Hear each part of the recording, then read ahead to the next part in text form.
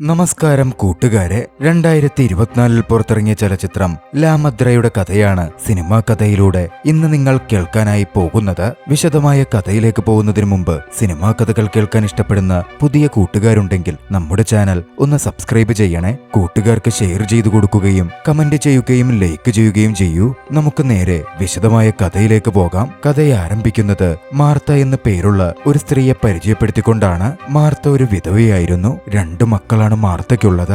അത്യാവശ്യം സക്സസ്ഫുള്ളായ ഒരു ബിസിനസ് വുമണാണ് അവർ. മെക്സിക്കോ നഗരത്തിൽ പലയിടത്തായി അവർക്ക് കുറച്ച് ഷോപ്പുകളൊക്കെ ഉണ്ട്. അന്നൊരു ദിവസം മാർത്ത തന്റെ മൂത്ത മകൾ റക്വേലുമായി സംസാരിച്ചു നിൽക്കെ ഒരു പയ്യൻ ഷോപ്പിൽ നിന്ന് കുറച്ച് വസ്തുക്കൾ മോഷ്ടിക്കുന്നത് മാർത്ത കണ്ടു. മാർത്ത അവനെ കൈയോടെ പിടികൂടി അവന്റെ അടുത്ത് മോഷ്ടിച്ചത് തിരികെ തരാൻ ആവശ്യപ്പെട്ടു. ആ പയ്യൻ താൻ മോഷ്ടിച്ച വസ്തു മാർത്തയെ തിരികെ ഏൽപ്പിക്കുകയും പോലീസിനെ വിളിക്കരുത് എന്ന് അപേക്ഷിക്കുകയും ചെയ്തു.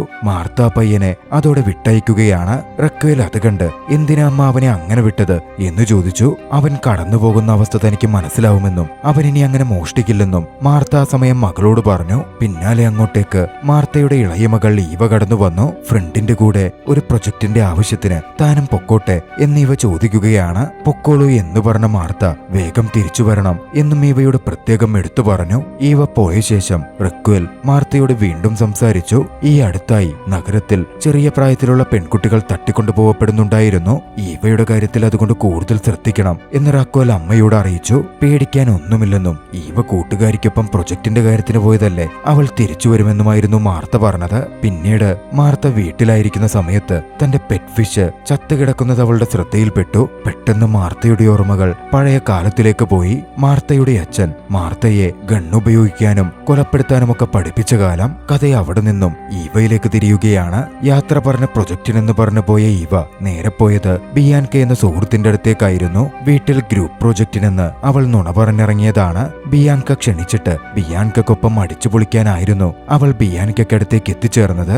ഈവ ബിയാൻകയുടെ അടുത്തെത്തിയതും ബിയാൻക ഈവയ്ക്കായി മാറുവാൻ വസ്ത്രങ്ങളൊക്കെ റെഡിയാക്കി വെച്ചിരുന്നു. വസ്ത്രമൊക്കെ മാറിയ ശേഷം അവരിരുവരും അടുത്തുള്ള ഒരു നൈറ്റ് പബ്ബിലേക്ക് പോവുകയാണ്. അകത്തെത്തിയതും ബിയാൻക ഈവയ്ക്ക് മദ്യം ഓഫർ ചെയ്തു. പക്ഷെ വേണ്ടെന്ന് പറഞ്ഞ് ഈവ അത് നിരസിക്കുകയാണ്. പക്ഷെ ബിയാൻക ഈവയെ നിർബന്ധിച്ചു. ഒടുവിൽ മനസ്സില്ലാ മനസ്സോടെയെങ്കിലും അവൾ മദ്യപിച്ചു. പക്ഷേ ഈവയ്ക്ക് അപ്പോൾ അറിയാത്തൊരു കാര്യമുണ്ടായിരുന്നു. ആയിടം മെക്സിക്കൻ ഗ്യാങ്ങുകളുടെ സങ്കേതമാണ്. അവിടെ ഉണ്ടായിരുന്ന ഒരു സംഘം കാർട്ടൽ മെമ്പേഴ്സ് ഈവയെ തട്ടിക്കൊണ്ടുപോവാൻ അതിനോടകം പദ്ധതിയിട്ട് കഴിഞ്ഞിരുന്നു. മദ്യപിച്ച് മതോന്മത്തിയായിരുന്ന ഈവയെ ഒരു ഗ്യാങ് മെമ്പർ അടുത്ത മുറിയിലേക്ക് ഇന്റിമേറ്റ് ആവാൻ എന്ന തരത്തിൽ കൂട്ടിക്കൊണ്ടുപോയി. താൻ നേരിടാൻ പോകുന്ന അപകടം മനസ്സിലായതും ഈവ രക്ഷപ്പെടാൻ ശ്രമിച്ചു. പക്ഷേ ഗ്യാങ് മെമ്പർ ഈവയെ തടയുകയും ബോധം മറിയുന്നവരെ അവളെ അടിച്ചു വീഴ്ത്തുകയും ചെയ്തു. സമയം ഏറെ പിന്നിട്ടു. രാത്രി വൈകിയും ഈവയെ കാണാതായതോടെ റാക്വേലും മാർത്തയും വറീഡാകുന്നുണ്ട്. ഈവയുടെ ഫ്രണ്ട്സിനെയൊക്കെ വിളിച്ച് അവർ അന്വേഷിച്ചെങ്കിലും അവർക്കൊന്നും ഈവയെപ്പറ്റി ഒരു വിവരവും ഉണ്ടായിരുന്നില്ല. ആ സമയമാണ് ഗ്യാങ് മെമ്പേഴ്സിന്റെ ഫോൺ കോൾ മാർത്തയെ തേടി എത്തുന്നത്.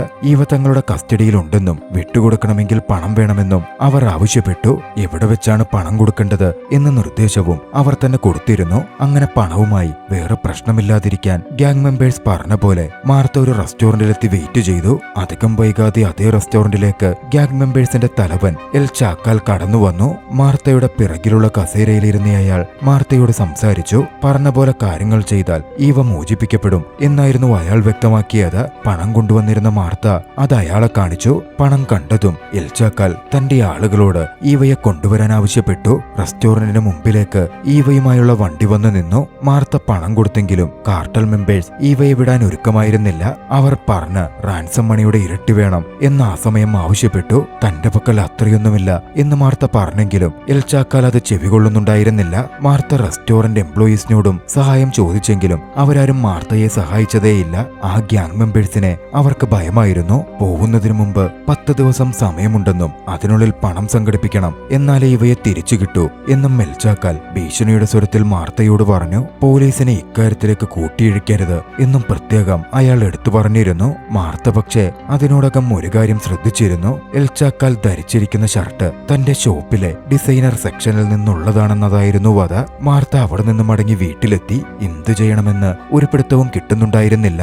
എൽച്ചാക്കാൽ ധരിച്ച ഡ്രസ്സിന്റെ കാര്യമോർത്ത മാർത്ത ഉടൻ ആ ഡ്രസ്സ് ആരൊക്കെ വാങ്ങിയിട്ടുണ്ട് എന്ന് CCTV ദൃശ്യങ്ങളിൽ പരിശോധിക്കാൻ തുടങ്ങി. പരിശോധനയിൽ ബിയാൻകയാണ് ആ ഷർട്ട് വാങ്ങിയിരിക്കുന്നത് എന്ന് മാർത്ത മനസ്സിലാക്കുകയാണ്. പക്ഷേ ബിയാൻകയെ മാർത്തയ്ക്ക് വലിയ പരിചയമൊന്നും ഉണ്ടായിരുന്നില്ല. ആ സമയമാണ് മൂത്ത മകൾ റേക്വൽ അങ്ങോട്ടേക്ക് വരുന്നത്. എന്താ ഉണ്ടായത് എന്ന് റേക്വൽ മാർത്തയോട് ചോദിച്ചു. നടന്ന കാര്യങ്ങളും കാർട്ടൽ മെമ്പേഴ്സ് ഇരട്ടിപ്പണം ചോദിച്ചതുമൊക്കെ മാർത്ത മകളെ അറിയിച്ചു. തന്റെ ഷോപ്പ് വിറ്റ് പണമുണ്ടാക്കി കൊടുത്ത് മോളെ മോചിപ്പിക്കാനാണ് ഉദ്ദേശിക്കുന്നത് എന്നും മാർത്ത പറഞ്ഞു. റേക്വൽ അമ്മയോട് ചോദിച്ചു, അങ്ങനെ ഷോപ്പ് വിറ്റ് പണം കൊടുത്തു കഴിയുമ്പോ അവര് പിന്നെയും ഇരട്ടി ചോദിച്ചാൽ എന്തു ചെയ്യും? അത് പെട്ടെന്ന് മാർത്തയൊന്ന് ഷോക്കാക്കിയിരുന്നു. നെഗറ്റീവായി പറയില്ലേ എന്ന് പറഞ്ഞ് ദേഷ്യത്തിൽ മാർത്ത മകളെ തല്ലി. പിന്നാലെ തനിക്ക് പറ്റിയ തെറ്റോർത്ത് മാർത്ത മകളോട് ക്ഷമ ചോദിക്കുകയും ചെയ്തു. റേക്വൽ മാർത്തയോട് പോലീസിനെ അറിയിക്കാനും അവർ എന്തു തന്നെ പറഞ്ഞാലും അത് വേണമെന്നും അമ്മയോട് പറഞ്ഞു. മാർത്തയും അതിന് തീരുമാനിക്കുകയാണ്. മറുവശത്ത് ഈവയാകട്ടെ കാർട്ടൽ മെമ്പേഴ്സിന്റെ തടങ്കലിലായിരുന്നു. അടുത്തുണ്ടായിരുന്ന അവശയായ പെൺകുട്ടിയുമായി ഇവ സംസാരിച്ചു. കാർട്ടൽ മെമ്പേഴ്സ് എപ്പോഴും ഇരട്ടി പണം ചോദിച്ചുകൊണ്ടേയിരിക്കുമെന്നും നമ്മളിവിടെ നിന്ന് രക്ഷപ്പെടാനേ പോകുന്നില്ല എന്നും ആ പെൺകുട്ടി ഈവയോട് പറഞ്ഞു. തങ്ങളെ കൊണ്ട് എല്ലാം സമ്മതിപ്പിക്കുവാൻ, അവരുടെ ആഗ്രഹങ്ങൾക്ക് വഴങ്ങുവാൻ തങ്ങൾക്ക് അവർ മയക്കുമരുന്ന് തരുമെന്നും ആ പെൺകുട്ടി കൂട്ടിച്ചേർത്തിരുന്നു. അടുത്ത ദിവസം മാർത്ത അറിയിച്ചതിനെ തുടർന്ന് 2 ഡിറ്റക്റ്റീവുകൾ മാർത്തയുടെ വീട്ടിലെത്തി. കാര്യങ്ങൾ മാർത്ത വിശദീകരിച്ചു. ഒക്കെ കേട്ടുകഴിഞ്ഞ ഡിറ്റക്റ്റീവുകൾ മാർത്തയോട് ക്ഷമയോടെ കാത്തിരിക്കാനായിരുന്നു പറഞ്ഞത്. അത് കേട്ടതും മാർത്തയ്ക്ക് ദേഷ്യം വന്നു. മറ്റ് ഇതുപോലുള്ള കേസുകളുണ്ടെന്നും തങ്ങൾ അന്വേഷിച്ചുകൊണ്ടിരിക്കുകയാണ് എന്നും പറഞ്ഞ് ഡിറ്റക്റ്റീവുകൾ പുറത്തേക്ക് പോയി. പക്ഷേ കൂട്ടത്തിൽ ഡേവിഡ് എന്ന ഡിറ്റക്റ്റീവ് കുറച്ച് മനസാക്ഷിയുള്ള വ്യക്തിയായിരുന്നു. താൻ കാര്യമായി നോക്കാമെന്നും എന്തെങ്കിലും വിവരം കിട്ടിയാൽ വിളിക്കണമെന്നും പറഞ്ഞ് മാർത്തയെ സമാധാനിപ്പിച്ച് തന്റെ കാർഡും ഡേവിഡ് മാർത്തയ്ക്ക് കൊടുത്തു. പോലീസിനെ കൊണ്ട് വേറെ കാര്യമൊന്നും ഉണ്ടാവില്ല എന്ന് തോന്നിയതും മാർത്ത സ്വയം അന്വേഷിക്കാൻ തീരുമാനിച്ചിരുന്നു. സോഷ്യൽ മീഡിയയിൽ ഒരുപാട് നേരം സെർച്ച് ചെയ്ത് ബിയാൻകയുടെ പ്രൊഫൈൽ മാർത്ത കണ്ടെടുത്തു. ബിയാൻക സ്ഥിരമായി സന്ദർശിക്കുന്ന ഇടങ്ങൾ മാർത്ത അതിൽ നിന്ന് നോക്കി മനസ്സിലാക്കി. ബിയാൻകയെ നേരിട്ട് കാണുവാൻ മാർത്ത അങ്ങനെ അവിടെ നിന്ന് പുറപ്പെടുകയാണ്. ബിയാൻകയെ ഫോളോ ചെയ്ത് മാർത്ത ഒരിടത്തേക്ക് എത്തിയിരുന്നു. ബിയാൻകയാകട്ടെ എൽച്ചാക്കാലിന്റെ ഗേൾഫ്രണ്ടാണ്. എൽച്ചാക്കാലിന്റെ നിയമവിരുദ്ധ ബിസിനസ്സിലൊക്കെ ബിയാൻകക്കും പങ്കുണ്ട്. അന്ന് എൽച്ചാക്കാലിന്റെ നിർദ്ദേശപ്രകാരം ഒരു പയ്യന് മയക്കുമരുന്ന് വിൽക്കുവാൻ മയക്കുമരുന്ന് ബിയാൻക കൈമാറുകയായിരുന്നു. ഇതൊക്കെ മാർത്ത നോക്കിക്കാണുകയും ചെയ്തിരുന്നു. മാർത്ത ആ പയ്യനെ ഫോളോ ചെയ്തു. മയക്കുമരുന്ന് കച്ചവടം ചെയ്തുകൊണ്ടിരിക്കെ അവനടുക്കലെത്തിയ മാർത്ത അവനെ പിടികൂടി. കാറിനകത്തേക്ക് അവനെ പിടിച്ചു കയറ്റിയ മാർത്ത അവനെ ചോദ്യം ചെയ്യാൻ ആരംഭിച്ചു. മുമ്പ് മാർത്തയുടെ ഷോപ്പിൽ നിന്ന് ചില സാധനങ്ങൾ മോഷ്ടിക്കാൻ ശ്രമിച്ച് മാർത്ത പിടികൂടിയ അതേ പയ്യനായിരുന്നു അത്. അലക്സ് എന്നായിരുന്നു അവന്റെ പേര്. മാർത്ത അലക്സിനോട് ഈവയെ അറിയാമോ എന്നും എവിടെയാണ് അവളെ വെച്ചിരിക്കുന്നത് എന്നും ചോദിച്ചു. പക്ഷേ എൽച്ചാക്കാലിനെ ഭയപ്പെട്ടിരുന്ന അലക്സ് ഒന്നും പറയാൻ കൂട്ടാക്കുന്നുണ്ടായിരുന്നില്ല. അലക്സിന്റെ അവസ്ഥയിൽ മാർത്തയ്ക്ക് ദയ തോന്നി. അവന് വിശക്കുന്നുണ്ടെന്ന് മനസ്സിലായതും മാർത്ത തന്റെ പക്കലുള്ള കുറച്ച് ഭക്ഷണം അവന് കൊടുത്തു. അലക്സിൽ നിന്ന് ഒന്നും കിട്ടില്ലെന്ന് അറിഞ്ഞതും വെറുതെ അവനെ കുഴപ്പത്തിലാക്കണ്ടെന്ന് കരുതി മാർത്ത അവനെ വെറുതെ പറഞ്ഞുവിടുകയാണ്. പക്ഷേ പുറത്തിറങ്ങിയതും അലക്സിന്റെ മനസ്സിന് മാറ്റം വന്നിരുന്നു. അലക്സ് മാർത്തയ്ക്ക് അടുത്തെത്തി തനിക്കറിയാവുന്ന വിവരമനുസരിച്ച് ഈവ എവിടെയാണ് ബന്ദിയായിട്ടുള്ളത് എന്ന കാര്യം മാർത്തയോട് പറഞ്ഞു. അലക്സ് തന്ന അഡ്രസ് ഉപയോഗിച്ച് ഡിറ്റക്റ്റീവ് ഡേവിഡിനെയും സംഘത്തെയും കൂട്ടിക്കൊണ്ട് തന്നെ മാർത്ത എൽച്ചാക്കാലിന്റെ ഇടത്തേക്ക് പോവുകയാണ്. പോലീസ് അവിടെ ഓപ്പറേഷൻ നടത്തി. പക്ഷെ അവർക്ക് അവിടെ നിന്ന് കണ്ടെത്താൻ കഴിഞ്ഞത് ഒരു പെൺകുട്ടിയെ മാത്രമായിരുന്നു. ഈവ അതിനോടകം അവിടെ നിന്ന് മാറ്റം ചെയ്യപ്പെട്ടിരുന്നു. പെട്ടെന്ന് പുറമേ നിന്നും പോലീസ് സംഘവും മറ്റും ആക്രമിക്കപ്പെടുകയാണ്. വലിയൊരു ഷൂട്ടൌട്ട് തന്നെ നടന്നു. ഒടുവിൽ എൽച്ചാക്കാലിന്റെ കാർട്ടൽ മെമ്പേഴ്സിനെ വകവരുത്തി പോലീസ് കണ്ടുകിട്ടിയ പെൺകുട്ടിയെ രക്ഷപ്പെടുത്തി കൊണ്ടുപോവുകയാണ്. ഡിറ്റക്റ്റീവ് ഡേവിഡ് മാർത്തയോട് സംസാരിച്ചു. ഇതോടെ ഈവയുടെ ജീവൻ കൂടുതൽ അപകടത്തിലായിട്ടുണ്ടാകും എന്നും ആശങ്കയോടെ പറഞ്ഞു. മറുവശത്ത് ഈവയാകട്ടെ എൽച്ചാക്കാലിന്റെ ടൗണിലെ സീക്രട്ട് ഹൈഡൌട്ടിലേക്ക് മാറ്റപ്പെടുകയായിരുന്നു. അവിടെ വെച്ച് ഈവ ഒരുപാട് പെൺകുട്ടികളെ കാണുന്നുണ്ട്. ഒരുപാട് നാളായി അവിടെ ബന്ദിയായിട്ടുള്ള പോലുള്ള കുട്ടികൾ. വൈകിട്ട് മാർത്ത വീട്ടിലേക്ക് മടങ്ങിയെത്തി. തന്റെ കുടുംബം ആക്രമിക്കപ്പെട്ടേക്കുമോ എന്ന ഭീതി മാർത്തയ്ക്കുണ്ടായിരുന്നു. അതുകൊണ്ട് മൂത്ത മകൾ റക്കേലിനടുത്ത് കുറച്ചുനാൾ അവിടെ നിന്ന് മാറി നിൽക്കാൻ മാർത്ത പറയുകയാണ്. റക്കേൽ പോയ ശേഷം മാർത്തയുടെ ഷോപ്പിലേക്ക് ഒരാൾ വന്നു. അയാളെ കണ്ടതും മാർത്ത അയാളെ കെട്ടിപ്പിടുത്തത്തോടെ സ്വാഗതം ചെയ്തു. മാർത്തയ്ക്ക് പരിചയമുള്ള ഒരാളാണത് എന്ന് വ്യക്തമാകുന്നുണ്ടായിരുന്നു. അയാൾ കൊണ്ടുവന്ന ബാഗിലുണ്ടായിരുന്നത് ഒരു തോക്കായിരുന്നു. മാർത്തയോടത് വെച്ചോളാനും ആവശ്യം വരുമെന്നും വന്നയാൾ പറഞ്ഞു. ആ സമയമാണ് ഒരു കാര്യം വ്യക്തമാകുന്നത്. മാർത്തയ്ക്കൊരു പാസ്റ്റ് ഉണ്ട്. മെക്സിക്കോ മുഴുവൻ അടക്കി ഭരിച്ചിരുന്ന വലിയൊരു മാഫിയ ലീഡറിന്റെ മകളായിരുന്നു മാർത്ത. അച്ഛനുമായുള്ള അഭിപ്രായ വ്യത്യാസങ്ങളാൽ ഒക്കെ വിട്ടുപേക്ഷിച്ച് പുറത്തിറങ്ങിയതാണ് അവൾ. അച്ഛന്റെ പിന്തുടർച്ച അവകാശിയാകാൻ മാർത്ത ആഗ്രഹിച്ചിരുന്നില്ല. അച്ഛന്റെ മരണശേഷം ഒക്കെ വിട്ട് അവൾ സ്വസ്ഥ ജീവിതത്തിലേക്ക് തിരിഞ്ഞു. സന്ധ്യയോടെ മാർത്ത കുളിച്ച് ഫ്രഷായി. ശേഷം തന്റെ വസ്ത്രം തന്നെ മാറി. മൊത്തത്തിൽ മാർത്തയുടെ മറ്റൊരു രൂപം അവിടെ പ്രകടമായിരുന്നു. ശേഷം തോക്കുമേന്തി എൽച്ചാക്കാലിന്റെ ഇടത്തേക്ക് മാർത്ത പുറപ്പെടുകയാണ്. അവിടെ എത്തിയ മാർത്ത താൻ അത്തരത്തിലൊരു സ്ത്രീയാണെന്നും അവിടെയുള്ള ആളാണ് എന്ന തരത്തിലുമായിരുന്നു മൊത്തത്തിൽ പ്രവർത്തിച്ചിരുന്നത്. കാർട്ടൽ മെമ്പേഴ്സിന് മാർത്തയെ അതുകൊണ്ട് സംശയവും തോന്നിയില്ല. മാർത്ത അവിടെ ദിവസങ്ങളോളം തന്റെ അന്വേഷണവുമായി തുടർന്നു. ഒടുവിൽ കാർട്ടൽ മെമ്പേഴ്സ് നിയമവിരുദ്ധ പ്രവൃത്തികൾ ചെയ്യുന്നത് എങ്ങനെയാണ്, എന്താണ് അവരുടെ രീതികൾ എന്നൊക്കെ മാർത്ത മനസ്സിലാക്കി. ഡിറ്റക്റ്റീവ് ഡേവിഡിന്റെ സഹായത്തോടെ എൽച്ചാക്കാലിന്റെ കുറെ ആളുകളെ മാർത്ത പോലീസിനെ കൊണ്ട് പിടിപ്പിക്കുകയും ചെയ്തു. മാർത്തയുടെ ഇൻഫർമേഷൻ കൊണ്ട് എൽച്ചാക്കാലിന്റെ നിരവധി മയക്കുമരുന്നും പോലീസ് പിടികൂടിയിരുന്നു. തുടർച്ചയായി ഇത് നടന്നതോടെ എൽച്ചാക്കാൽ തന്റെ ആളുകളുടെ മീറ്റിംഗ് വിളിച്ചു. സേഫായി ഇടപാടുകൾ ചെയ്യാത്തതിന് അവരെ അയാൾ വലിയ തോതിൽ കുറ്റപ്പെടുത്തി. മാർത്ത അപ്പോഴും അവരുടെ കൂടെ കൂടി. കാർട്ടൽ മെമ്പേഴ്സിൽ ഒരാളുടെ അടുത്ത് സ്നേഹവായ്പകൾ പിടിച്ചുപറ്റി തട്ടിക്കൊണ്ടുപോകപ്പെടുന്ന പെൺകുട്ടികൾ എവിടെയാണ് പാർപ്പിക്കപ്പെടുന്നത് എന്ന വിവരം ചോർത്താൻ ശ്രമിക്കുകയായിരുന്നു. തന്റെ കൺവിൻസിംഗ് സ്കിൽ ഉപയോഗിച്ചും വശീകരണ തന്ത്രം ഉപയോഗിച്ചും മാർത്ത ആ വിവരം ഒടുവിൽ മനസ്സിലാക്കി. ആ ഹൈഡൌട്ട് തിരിച്ചറിഞ്ഞതും അടുത്ത ദിവസം രാത്രിയിൽ മാർത്ത അങ്ങോട്ടേക്ക് പോവുകയാണ്. ഹൈഡൌട്ടിന് മുന്നിൽ കാർ നിർത്തി മാർത്ത ഹൈഡൌട്ടിന്റെ അകത്തേക്ക് കടന്നു. അവിടെ വെച്ച് അവളെ ഫോളോ ചെയ്തു വന്ന എൽച്ചാക്കാലിന്റെ ഒരു കയ്യാൾ അവളെ ആക്രമിക്കാൻ നോക്കുകയാണ്. ഒച്ചയുണ്ടാക്കാതെ തന്നെ മാർത്ത തിരിച്ചടിച്ചു. ഒടുവിൽ അയാളെ അടിച്ച് ബോധരഹിതനാക്കിയ ശേഷം മാർത്ത അകത്തേക്ക് ചെന്ന് അവിടെ ബന്ദിയായിട്ടുണ്ടായിരുന്ന പെൺകുട്ടികളെ മുഴുവൻ മോചിപ്പിച്ചു. പക്ഷേ നിർഭാഗ്യവശാൽ അവിടെ ഈവ ഉണ്ടായിരുന്നില്ല. മാർത്ത പിന്നാലെ ഡേവിഡിനെ കോൾ ചെയ്ത് ഹൈഡൌട്ടിനെ പറ്റിയും പെൺകുട്ടികളെ കണ്ടുകിട്ടിയ കാര്യവും അറിയിച്ചു. ശേഷം ഹൈഡൌട്ടിന്റെ മുമ്പിൽ പാർക്ക് ചെയ്തിരുന്ന കാർ അലാം മാർത്ത പ്രവർത്തിപ്പിച്ചു. അതോടെ അവിടെ ഉണ്ടായിരുന്ന കാർട്ടൽ മെമ്പേഴ്സ് ഒച്ചകേട്ട് എന്താണെന്ന് നോക്കുവാൻ അങ്ങോട്ടേക്ക് പോവുകയാണ്. വൈകാതെ ഡേവിഡും സംഘവും അങ്ങോട്ടേക്ക് എത്തിച്ചേരുകയും അവിടം റെയ്ഡ് ചെയ്യുകയും ചെയ്തു. അപ്പോഴേക്കും മാർത്ത പെൺകുട്ടികളെ സുരക്ഷിതമായ ഒരിടത്തേക്ക് മാറ്റിക്കഴിഞ്ഞിരുന്നു. ഒടുവിൽ മാർത്ത രക്ഷപ്പെട്ടു പോവാൻ നിൽക്കുമ്പോൾ മാർത്ത നേരത്തെ അടിച്ചിട്ട് എൽച്ചാക്കലിന്റെ കയ്യാൾ മാർത്തയ്ക്ക് നേരെ തോക്ക് ചൂണ്ടി വന്നു. മാർത്തയും തിരികെ തോക്ക് ചൂണ്ടി. അപ്പോഴായിരുന്നു ഡേവിഡ് കടന്നു വന്നത്. പിന്നാലെ അയാൾക്ക് കീഴടങ്ങുകയല്ലാതെ വഴിയുണ്ടായിരുന്നില്ല. ഡേവിഡ് മാർത്തയോട് മാർത്ത ചെയ്ത പ്രവൃത്തിയുടെ പേരിൽ നന്ദി അറിയിച്ചു.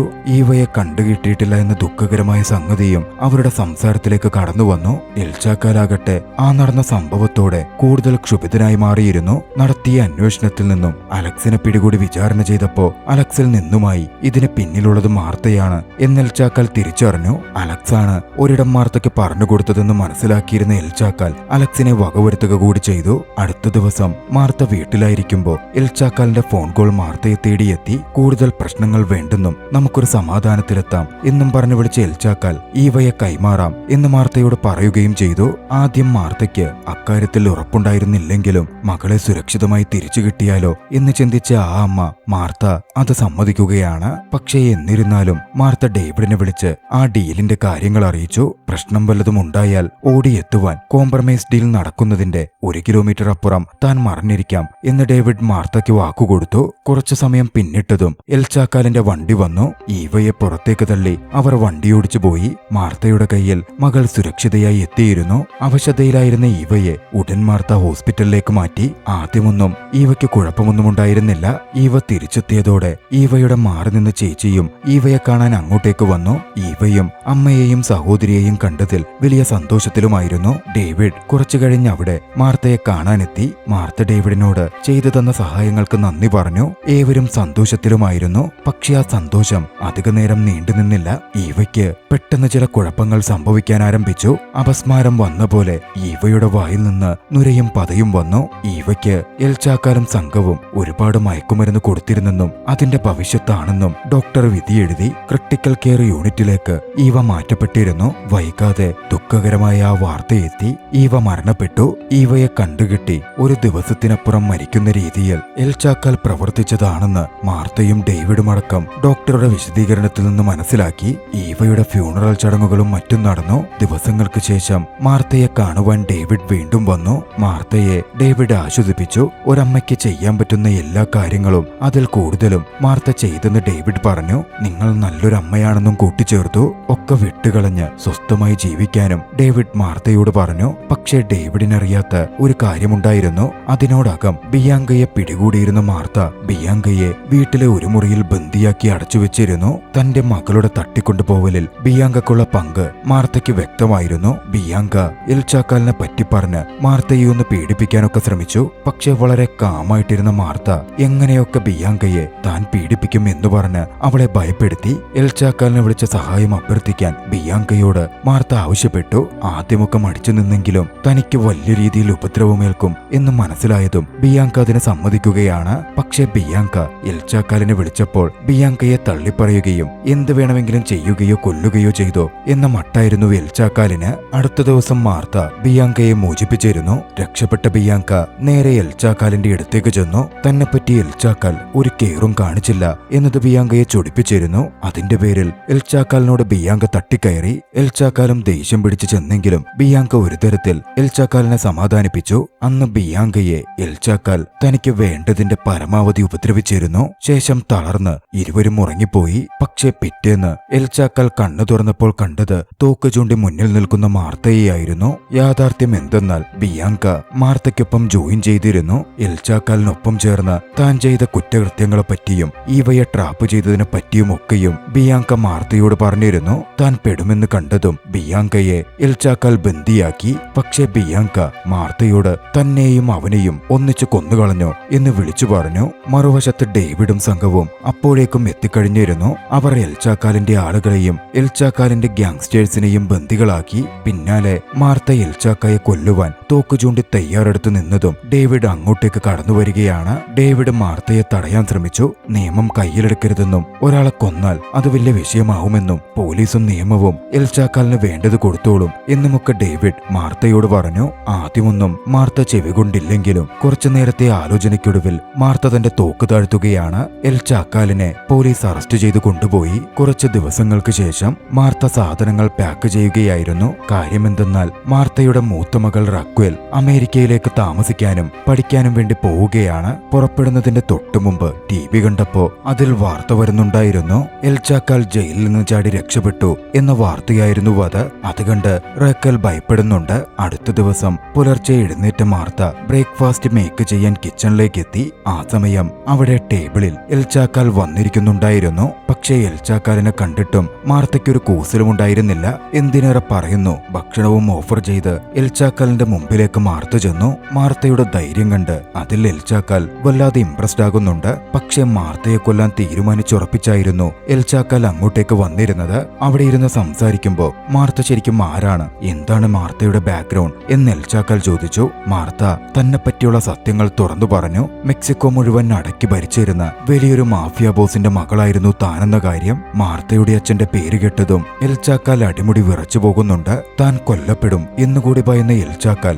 ഉടനടി മാർത്തയുടെ വീട്ടിൽ നിന്ന് ഇറങ്ങിയോടുന്നു. മാർത്തയുണ്ടോ വിടുന്നു തോക്കുമെടുത്ത് എൽചാക്കാലിന്റെ പിന്നാലെ ഓടിച്ചെല്ലാൻ തുടങ്ങി. ഒടുവിൽ ഒരിടത്ത് വെച്ച് എൽചാക്കാലിനെ മാർത്ത പിടികൂടി തോക്കിൻ മുനയിലാക്കുകയാണ്. പക്ഷേ എൽചാക്കാൽ തോക്ക് പിടിച്ച് മാർത്തയെ വെടിവെക്കാനുള്ള രീതിയിലേക്ക് കാര്യങ്ങൾ തിരിച്ചു. ഒടുവിൽ വെടിയേറ്റ് എൽചാക്കാൽ തന്നെ കൊല്ലപ്പെടുകയാണ്. പക്ഷേ സാഹചര്യങ്ങൾ മാറിമറിഞ്ഞപ്പോൾ മാർത്ത ഡിഫെൻഡ് ചെയ്യാൻ ശ്രമിച്ചപ്പോൾ സംഭവിച്ച അപകട മരണമാണ് എൽചാക്കാലിന്റേത് എന്ന തരത്തിലേക്ക് കാര്യങ്ങൾ മാറിയിരുന്നു. ഡേവിഡും സംഘവുമായിരുന്നു കേസ് അന്വേഷിക്കാൻ എത്തിയതും. കാര്യങ്ങൾ ഡേവിഡിന് അറിയാമെങ്കിലും മാർത്തയോട് ഇഷ്ടമുണ്ടായിരുന്ന ഡേവിഡ് സെൽഫ് ഡിഫൻസ് ആണ് എന്ന തരത്തിൽ അത് പൂർണ്ണമായും വൈൻഡപ്പ് ചെയ്തു. ഡേവിഡ് അന്ന് മാർത്തയോട് തന്റെ പ്രണയം തുറന്നു പറയുകയും വിവാഹം കഴിക്കാനുള്ള ആഗ്രഹം പ്രകടിപ്പിക്കുകയും ചെയ്തു. മാർത്തയിൽ നിന്നുണ്ടാകുന്ന പോസിറ്റീവ് മറുപടിയോടെ ചലച്ചിത്രം അവസാനിക്കുകയാണ്. രസകരമായ ചലച്ചിത്രം നിങ്ങൾക്കിഷ്ടമായെങ്കിൽ വീഡിയോ ലൈക്ക് ചെയ്യുക. അഭിപ്രായങ്ങളും നിർദ്ദേശങ്ങളും കമന്റുകളിൽ രേഖപ്പെടുത്തുക. കഴിയുമെങ്കിൽ ചാനൽ സബ്സ്ക്രൈബ് ചെയ്തും കൂട്ടുകാർക്ക് ഷെയർ ചെയ്തു കൊടുത്തും ഞങ്ങളെ സപ്പോർട്ട് ചെയ്യുക.